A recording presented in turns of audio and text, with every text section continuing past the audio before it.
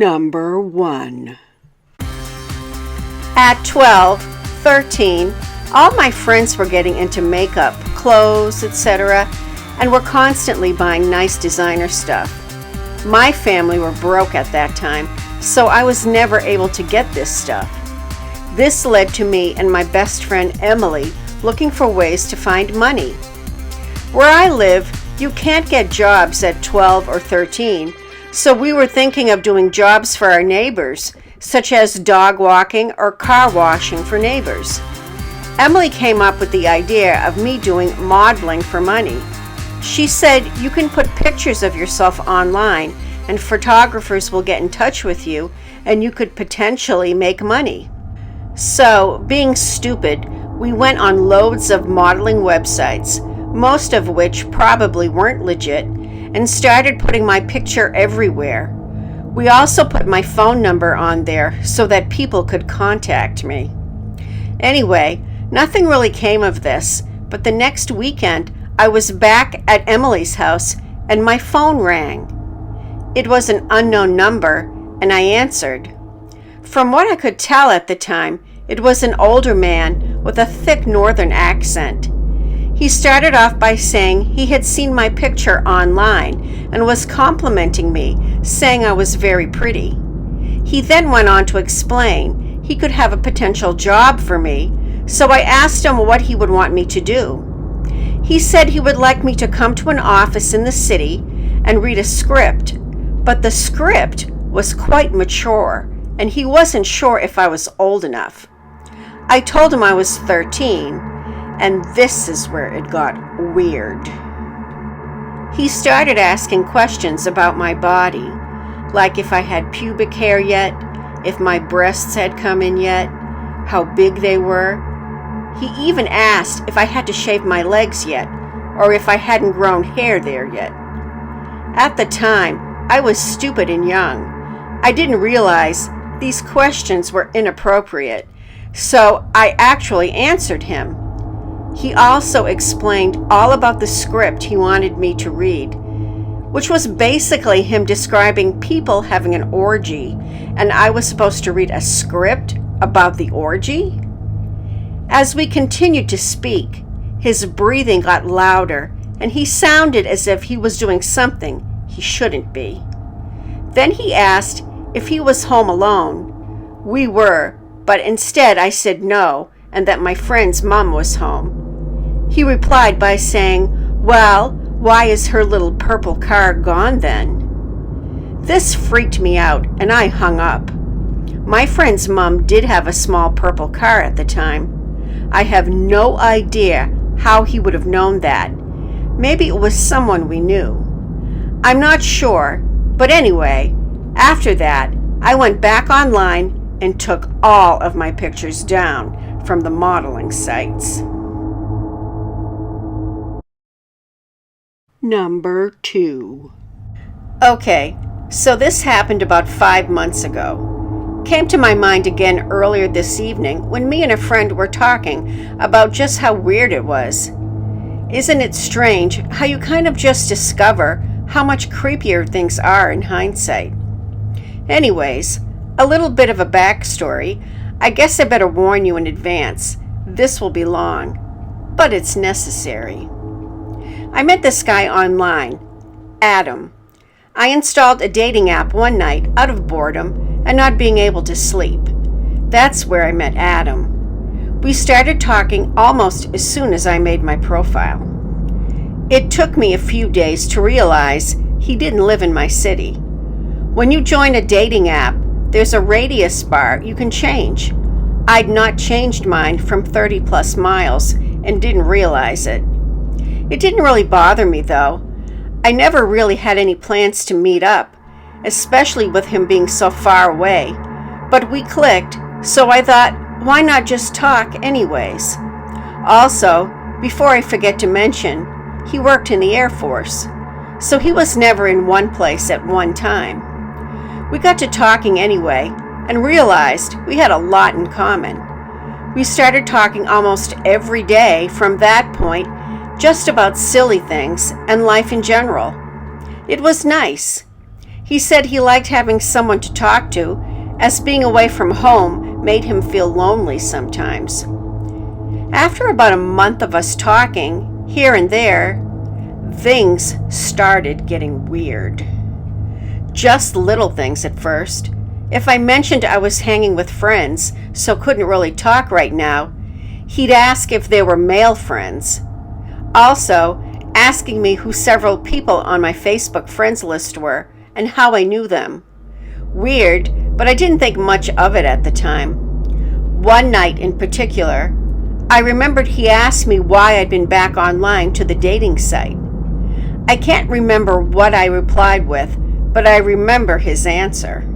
So you're looking for someone else to be your boyfriend? I thought we were going to become a thing. He went on to say how I had led him on, although I had not once mentioned a thing about a relationship, nor had I flirted with him in any way for him to think I was interested like that, apart from the fact we had met on a dating site.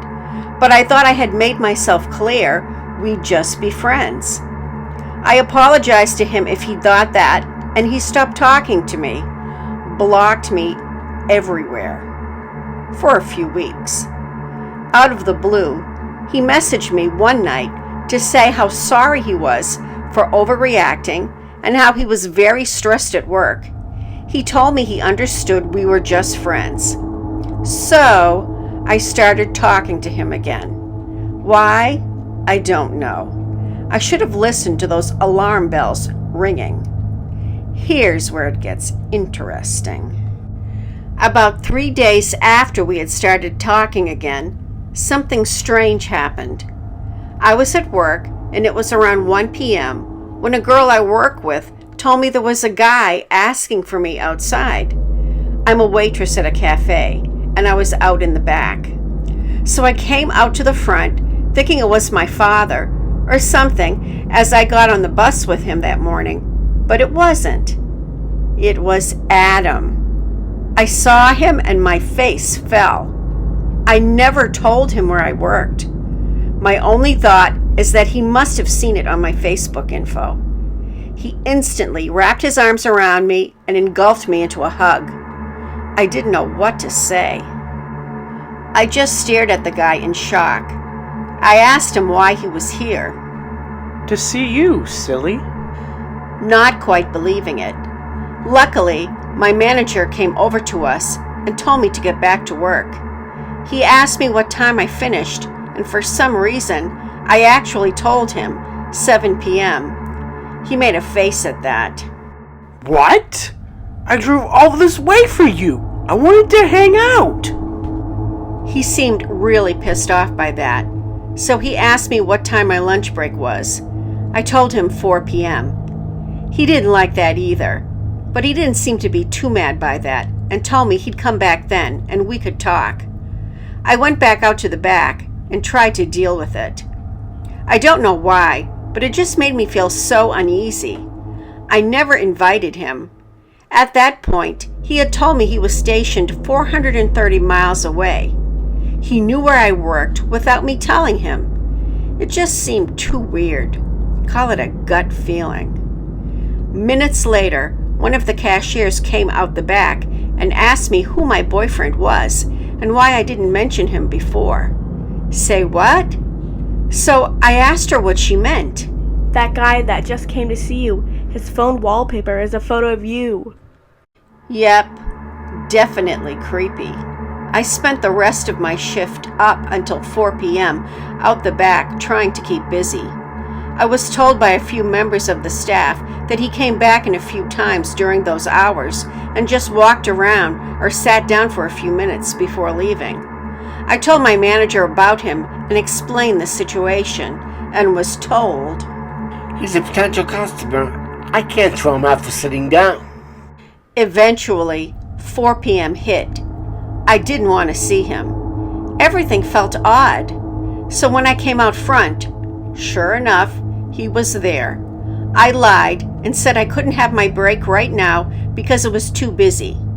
He didn't like that at all. Said something to me about being a waste of time. Called me a bitch loudly. Bitch. And left. For the rest of my shift, I got angry messages from him, saying how he was going to get a hotel room and stay a few days, how he wanted me to meet his parents, all sorts of weird stuff. I didn't reply to any of it. When I got home that night, he blocked me once more from everything. Not before making a Facebook post about me, though. Things soon went back to normal after that, apart from 1 or 2 phone calls from a number I don't recognize, calling me names. I knew it's his voice. It's been 4 months now, and nothing else has happened. Number 3. The following happened back when I was 15 years old. Like quite a few people, I was pretty badly bullied during my high school years and found my solace online, safely tucked behind a computer screen. One day, after school, both my parents and my elder brothers had gone out, so I decided to make the most of the space by putting my legs up on the sofa and aimlessly clicking away on YouTube and a social networking site I'd been told about. You could edit your profile page, say what movies, music, and books you like, and all of the usual about me stuff. There was a section called Meet Me, where, you guessed it, you could click yes or no on profiles that you wanted to essentially meet up with or just chat to. I ended up clicking yes on a guy named Ben. To sum his profile up, he was a metalhead. He liked all of the bands I liked, same movies, TV shows, everything. Also, his picture wasn't hard on the eyes at all. He reminded me of Chad Kroeger with long, frizzy, curly hair. To top it off, he lived in the same city as I did. He saw that I clicked yes on him and sent me a message. He seemed friendly enough and stuck with asking me how I was and how my day went when we started talking about different bands, and he went on about all the shows he had been to. I thoroughly enjoyed our conversations and quickly grew attached to him, having never met him or even seen him in a video chat. He would give me little nicknames and would even say that he would beat up my bullies. He told me that he liked me a lot and would often ask me to send him pictures. Nothing crude. He said he just wanted to see my smile. I didn't want to say no to him because the last thing I wanted was the positive attention he was giving me to be taken away, so I sent him pictures. Some of the time, I would try to look more appealing and would try to pose like most of the girls in my school would. I was naturally flattered having someone compliment the features that I was constantly put down for, and it would be a lie to say that I wasn't smitten by him. That is, until one night. I logged into my MSN and an offline message popped up that took the air right out of my lungs. I felt instantly cold as I continued to read Ben's message. It said, Hey babe, I couldn't control myself and had to come see you today. Please don't get mad. I didn't want to make you uncomfortable, so I stood at the back gates waiting to see you leave. I'll be home a little later tonight. I realized my mistake instantly. In some of the pictures that I had sent him, I was in my school uniform. I tried to rationalize it any way I could and failed. I had told him that I wasn't ready to meet up with him on more than one occasion, and that nagging voice in the back of my mind was going mental. What if he didn't just stop at seeing me at school? What if he decided he wanted to wait until I was alone, so he followed me down a back road on the way home? What if he knew where I lived? I thought about telling my parents, asking them for help, but I pushed that thought away instantly. I hadn't told anyone about Ben. I didn't want to get another internet safety conversation from my mom or have my stepdad take away my laptop or phone for being an idiot. I tried to push it to the back of my mind as I got changed and ate with my family, avoiding anyone's gaze out of fear of being asked how my day went and them instantly realizing something was wrong by the tone of my voice. After a very long dinner, I went back to my room, opened up my laptop, and logged back into MSN. He was online. I asked him what he meant by his last message, and he brushed it off like it was no big deal. He called me silly when I told him that I didn't like the idea of him being there. He was silent for a few moments, and then replied with, "But I love you. Don't you love me?" I didn't know what to say. All of a sudden, I was nervous and scared to talk to someone who had cheered me up on so many occasions. Maybe I was just overthinking it. I mean, I did like him after all, but I'd made it clear from the start that I didn't want to meet. I thought it would be best if I stopped talking to him while I gathered my thoughts. The next few weeks were odd to say the least. Since deciding, I hadn't logged into any of the social networking sites I had him on, and I started walking half of the way home with my older brother, telling him that I just felt like a change. He called me a weirdo, but that was nothing new. After a few days of not talking to Ben, I began to notice things outside of my front door. One night, a flower from one of the plants in the garden had been placed on the welcome mat.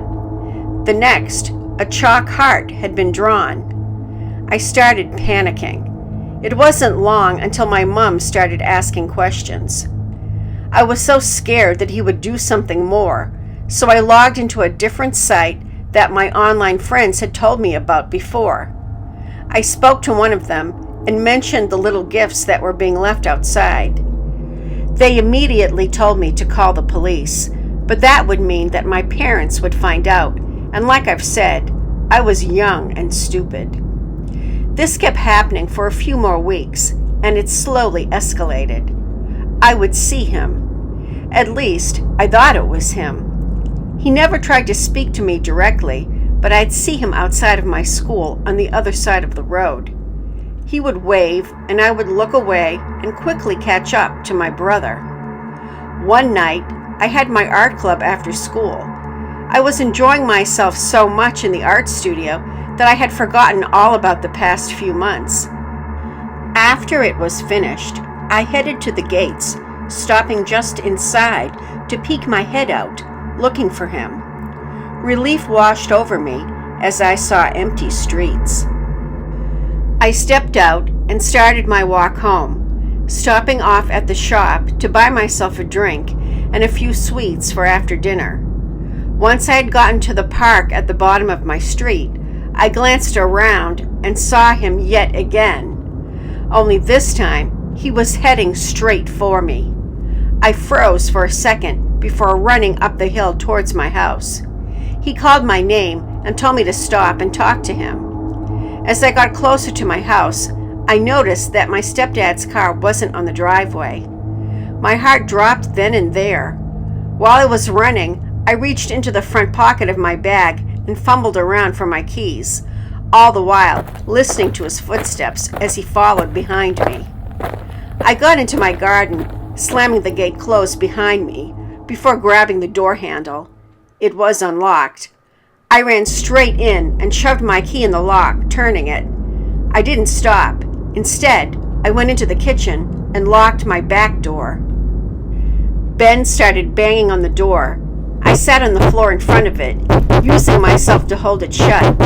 My eldest brother, hearing all of the commotion, came downstairs looking pissed. He asked me what the hell was going on, and I broke down in floods of tears, telling him everything that had happened. I told him it was my fault, and while I sat there and cried, my brother did what I should have at the start of it all. He called the police, and dispatch heard the commotion as well and assured us that someone was on their way to our house. The police came and took Ben away. I gave them a statement and received a lecture from both parents and my brothers. I was told that the police had sordid things and that I wouldn't be hearing from Ben anymore. I was so relieved. We ended up moving house, and it wasn't until I turned 19 that I was told what really happened. Ben was not my age. he was not the boy in the pictures. Ben was a 30-year-old man that was arrested for having a collection of child pornography. They seized his computer and found out that I wasn't the only one that he was talking to. There were multiple pictures of girls and boys. Now I am almost 23 years old, and I am very cautious of what I do online. I no longer visit any social networking sites, and I am always on the lookout for signs of this behavior with my new young brothers. CreepyMina here of the WorstNightmare channel. I hope you enjoyed those 3 stories of women encountering dangerous internet predators. Do me a favor and leave a comment below and let me know if you would be interested in fictional stories. I'm considering doing 2 videos a week, and one of them would be women's stories still, but it would be fiction rather than real stories, true stories, as I've been doing. So, of course, you know the drill. Give me a thumbs up. Share this video on your favorite social networking platform. Follow me on Twitter as WorstNightmare6. Subscribe, please, if you haven't already. And please remember to stay safe.